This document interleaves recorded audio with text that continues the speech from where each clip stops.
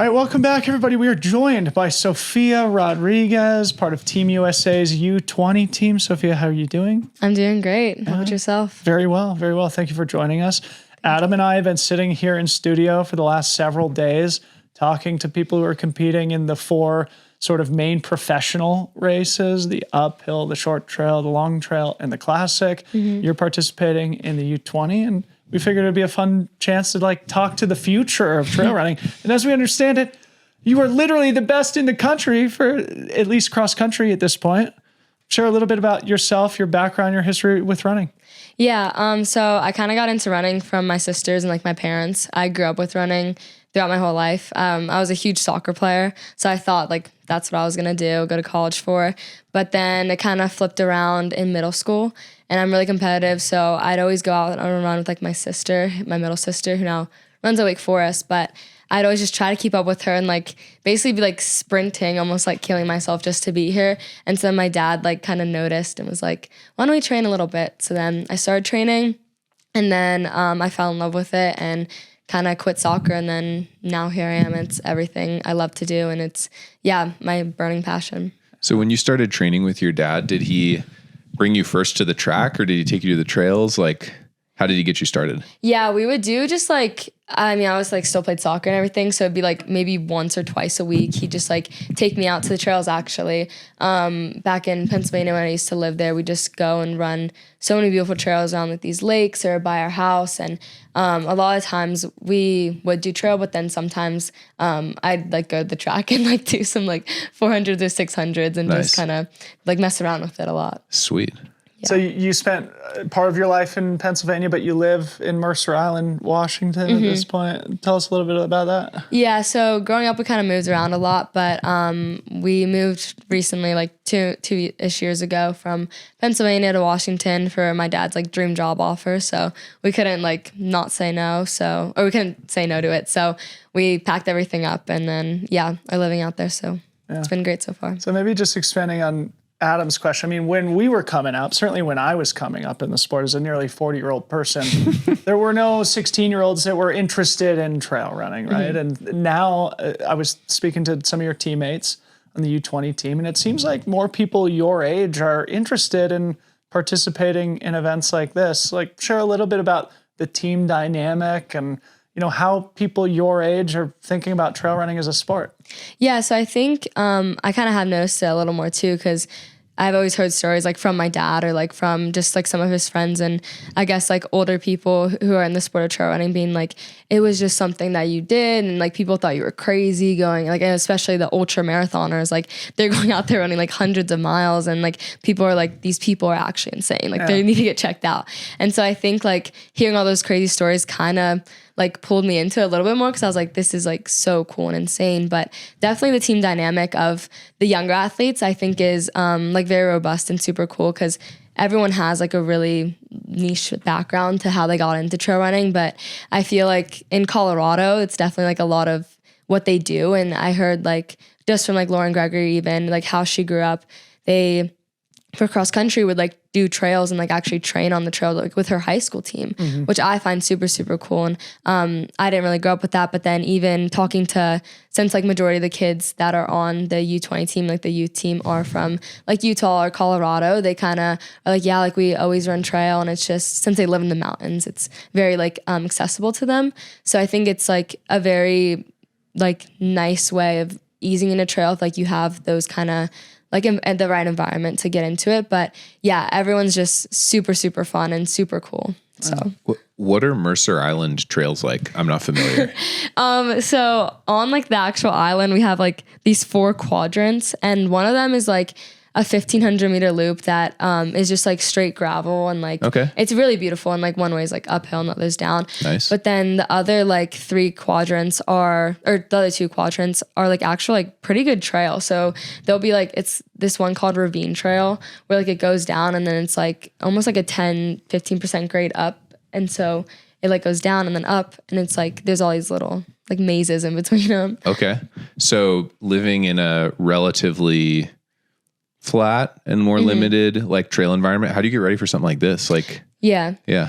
For sure. I think, well, just like on the island, since it is an island in the middle of a lake, I guess like that is like the pretty close thing. But then 15 minutes down the road, we have like these really 3 trailheads that are the main ones we kind of go train at. It's like Tiger, Squawk, and then I'm forgetting the last one. But then Right, what's the other one? Cougar? Cougar, yeah, Cougar, nice. Tiger, Yeah. Squawk, yeah. Yes. What's your yes. favorite of the 3? Probably Tiger or Cougar. Ryan's in the background clapping. Seattle guy here. Here we go. Yeah. What's your favorite? Tiger. Yeah, Tiger's so nice. Yeah. We have a joke. This is fun for the audience. When my wife Harmony, who works with us, we have a group text between the 3 of us where obviously we are texting nonstop because we all work together and stuff. And when Ryan's not responding in the group text, we have a fun thing where it's like, Ryan's either dead or on Tiger. And we've abbreviated it to coffin emoji or tiger emoji ? Yeah. Coffin emoji, tiger emoji ? Addressing because he spent so much time on Tiger. Anyway, proceed with your. Yeah, no, I love Tiger. And I think like talking about how it's like training and setting me up for the race, like the course itself kind of mimics Tiger like beautifully. I think like Ryan could do like part on that too. Cause it's like the 2 miles just like straight up to the top if you take like one of the trails, and it's like I forget the grade, but like averages like 9 to 13% or something. So it's like nothing too crazy, but at points it gets like to 20% or like pretty steep. So but yeah, it's a like just steady rhythmic climb all the way to the top. All right. Nice. Well, I want to talk more about the race coming up, but first, like, I'm interested to hear. I mean, you're literally the highest ranked athlete in the country right now in cross country. So I don't know. I mean, just tell us a little bit about like, you know, your approach to training, you know, how you got to this point in your career, because it feels like it's pretty exciting, you know. And I think also what I'm curious about is you're at a point where you're probably starting to think what's next. You know, you're going in, you're a sophomore or junior in high school? I'm a junior right now, So you're a junior in high school. So are you thinking about colleges at this point? Are you going through the recruiting process? Is becoming a professional an option? Take it wherever you'd like. Yeah, so I had the opportunity to I kind of, oh my gosh, sorry. Our kind of like goal plan going into the cross country season was to run. We have a really big invite that's in Oregon called the Muck. And so that was actually last Saturday. And so our goal was to like run a fast time there and then come out here and then focus on the trail championships and just kind of roll with it. And so I've had like the best summer block season I've ever had. Like just training went so smooth. I stayed injury free and I was happy and loving every second of it. And I think I like really elevated my training this year in the summer and like was really consistent. Just, yeah, had a great season block. And so that kind of set me up really well just to have like the strength to kind of do all these things. And knowing that I had that base fitness like already completely molded to the rest of the season. And so last week we went to the Muck. I ran a PR for both track and cross in the 5K. And then now we're out here and at the trail championships. And I think part of the reason why I'm like, I guess so much like definitely way better than last year, the past years, is due to trail, because I think I really respond well to trail and it gets me really like fit and strong for the cross season. And so, yeah, I think like that kind of is with like the cross season, it's going to set me up really well for the end of the season. And it kind of breaks it up a bit, just knowing that I race until December, hopefully for cross season. So having like this little break of being in Spain in the mountains with y'all and just all the great athletes, it's really inspiring. And it's just like super a great opportunity. And so then, but yeah, I am actually going through the recruitment process. It started like June 15th. Back in the summer. And yeah, I'm like, Lauren actually helped me with it. Yeah, and Lucy, and just like everyone has like great insight nowadays. So yeah, I'm going through that, and definitely pro is an option, like for sure. I really kind of, yeah, I think like Lauren is my huge inspiration, because, you know, her contract basically from what I've heard is like she can choose trail, track, or road, like whatever she wants. And I think having that versatility and being herself, like being such a great athlete, but such a well-rounded athlete as well, is like super cool to see. And I guess like her trajectory and path like is kind of similar in a way to mine, or like I would hope, like I want to see it that way. Yeah. And so definitely want to go pro for sure. Adam, this is awesome. It's so dope. Yeah. No, just curious, like, you mentioned like training's gone really well this summer. Like, do you do like strength work or cross training in addition to running? I'm just curious. So I actually don't do any cross training, and I don't do weights, but I do like these plyo sets. So I have like these 2 exercises that I do twice a week, and like I start off with like 4 sets and then 6, and now I'm up to 8. Okay. So I don't really do like weights or cross training, but just plyo. I mean, it's working. Yeah. You know? And mountain running. Yeah. So coming back to this weekend, what's the process to qualify for the U20 team? Yeah, so you actually submit a resume. It's like this Google form. They're like, oh, the best in the country wants to be on the team. Yeah, we'll think about it. Yeah, and so it's like this Google form that you submit, and you kind of put in like your whole resume, your cross times, your track times, and then if you had any trail experience, you add that in, and then you submit, and you submit it like in April, and then you wait until like June-ish or like end of May, and then you cross your fingers and hope you made it. Yeah. So. Nice. It probably wasn't a hard decision. We were joking about it with Katie Scheid, who I'm sure you're familiar with. Oh, yeah. She had to also get a resume spot for the long trail team, but of course, she's one of the best in the world also. It wasn't a hard decision, I think, in either of your cases. All right, let's talk about UTMB. You got to go out there with the ACG team. Tell us about that experience. I mean, that for us is the Super Bowl of our sport. I'm assuming it was your first time being there. Yes, sir. What was your experience like? Yeah, that's how I explain it to everyone who like doesn't know UTMB. I'm like, it's the pinnacle of trail racing. But yeah, I've always seen UTMB on TV. I watch it every single year, and my parents actually got to go like 10 years ago, and then my dad for work went last year, and so I was so jealous because I was like, do?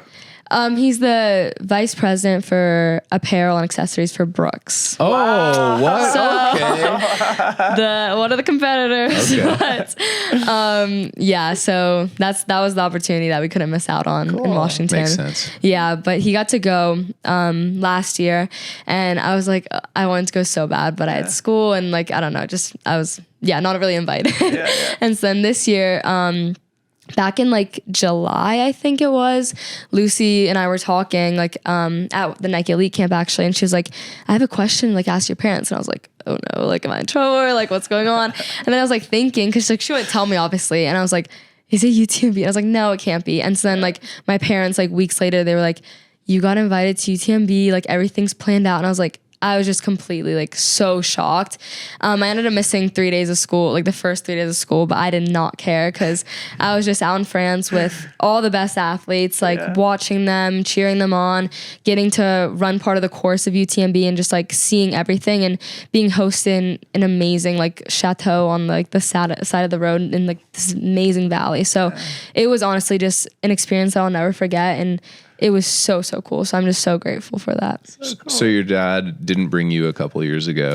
Did you bring him this time? Yeah, I did. Oh, you did? But he couldn't stay in the house, so he had like an Airbnb. Okay, like, that's a good middle away ground. from us. Good middle ground. Nice. Yeah, Are your super parents fun. here this weekend? Yes, sir, they are. Cool. And my Nice. oldest sister. Yeah, so. sure. Talk a little bit about sharing this experience with them, because this is the first time probably that you're representing, Team USA, right? In the U20 context, is that right? Yeah. Mm-hmm. So a big milestone moment in this very early phase of your career. In all likelihood, you'll be having more experiences like this, but talk about sharing it with your family. Yeah, for sure. I think U20 is definitely like the more like prestigious in a way, because it's like you're with all the seniors and all the not seniors, but like all the pro athletes and everything. And so it definitely is like you're growing like up and like raising the bar to be with hopefully the best of the best and be the best.